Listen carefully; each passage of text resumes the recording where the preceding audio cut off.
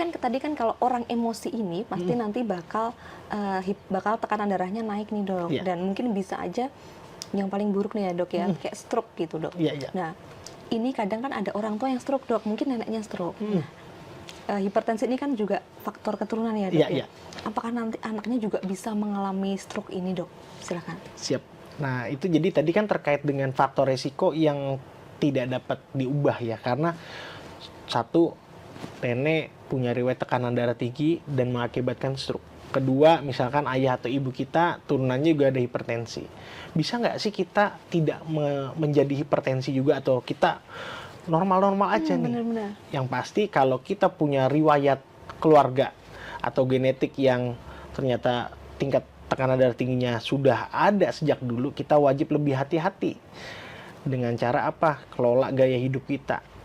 Kita sering rajin controlling rutin, kita sering memanage stres kita ya, atau kalau kita dirasa memiliki gejala-gejala hipertensi ya, misalkan pandangan kok kabur, sakit kepala sering, jangan lupa itu salah satu gejala daripada tekanan darah tinggi. Jadi kadang-kadang gini, anak-anak seusia 20 tahunan atau 30 tahunan atau pegawai kita seperti kita lah, kok sering sakit kepala nih, kita berpikiran, oh jangan-jangan mata nih. Jangan lupa, tapi siapa tahu dia hipertensi atau tekanan darah tinggi.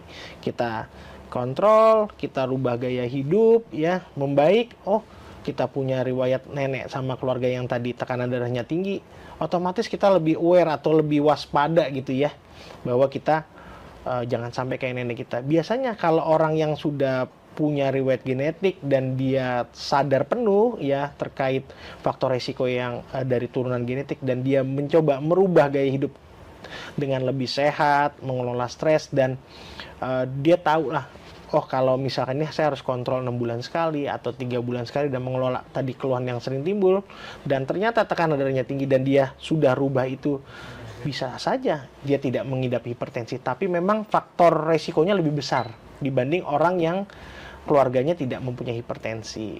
Asal dijaga sejak dini, dikelola sejak dini, insya Allah bisa mencegah atau tidak terjadi seperti keluarganya yang lalu, gitu Mbak Mel. Baik dokter Marsal. Nah dokter Marsal tadi kita udah bahas banyak banget nih dok.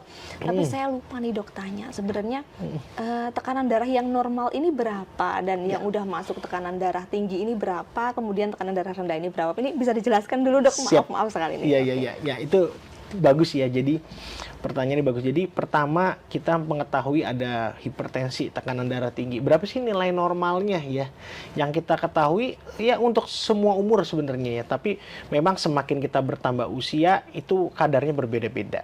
Tapi pada dasarnya lebih dari 120/80 itu sudah dibilang hipertensi. Jadi ada hipertensi ringan, tergantung derajatnya, derajat 1 atau prehipertensi ya. Biasanya naik-naik sedikit di bawah 130 ya. Lalu yang bawah tekanan darah diastol ya, yang atas namanya sistol, yang bawah biasanya kurang dari 90, itu sudah bisa kita kategori hipertensi ya. Walaupun derajatnya bisa ringan, sedang dan berat atau sesuai grade. Ya, prehipertensi derajat 1, derajat 2. Biasanya kalau derajat 2 atau dia hipertensi derajat berat ya, lebih dari 160 biasanya Mbak Mel. Nah, itu biasanya yang sering mengakibatkan gangguan organ kalau tidak diobati dan dikelola dengan baik. Makanya kita, tapi terkadang juga gini Mbak Mel, sesaat.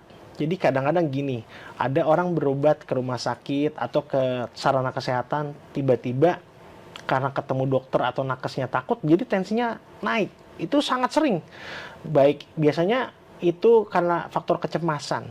Jadi faktor kecemasan, takut bertemu tenaga medis, itu juga bisa membuat tekanannya tiba-tiba naik. Banyak sekali di pasien kita ya, tiba-tiba naik, dan dia mengakui, dok ini saya biasanya normal kok kalau di rumah. Ya, saya punya alat rata-rata 110-an, kok ketemu dokter jadi tinggi. Nah, itu bisa juga terjadi. Biasanya efek kecemasan juga sering timbul, atau biasanya kita efek jas putih atau tenaga medis namanya. Jadi patokannya yang paling mudah adalah di atas 120/80 itu kita sudah bilang hipertensi. Nah, kapan dibilang tekanan darahnya rendah? Kalau yang di atas dan bawah, yang pertama kurang dari 100 dan di bawah kurang dari 60. Jadi kita bisa bilang, oh itu tekanan darahnya rendah nih. Misalkan 90/50, ya itu punya rendah. Tapi kita harus tahu dulu, sesaat atau memang punya darah rendah. Kita kelola faktor resikonya, kita telusur penyebabnya. Jadi semuanya jangan kita buru-buru nih. Kalau kita tensi, langsung kita kasih obat. Enggak. Jadi harus ditelusur dulu, di screening dulu, adakah penyebab lainnya yang menyebabkan secara tidak langsung tekanan darahnya bisa naik, bisa turun. Sudah dikelola, di screening dengan laboratorium, penunjang, rekam jantung, ya, USG dan lain-lain ternyata normal, berarti oh jangan-jangan kecemasan, dievaluasi dulu, baru kita tentukan bahwa perlu tidak pengobatan dengan obat, ya, untuk mengelola hipertensinya, gitu Mbak Mel. Download Tribun X sekarang. Menghadirkan lokal menjadi Indonesia.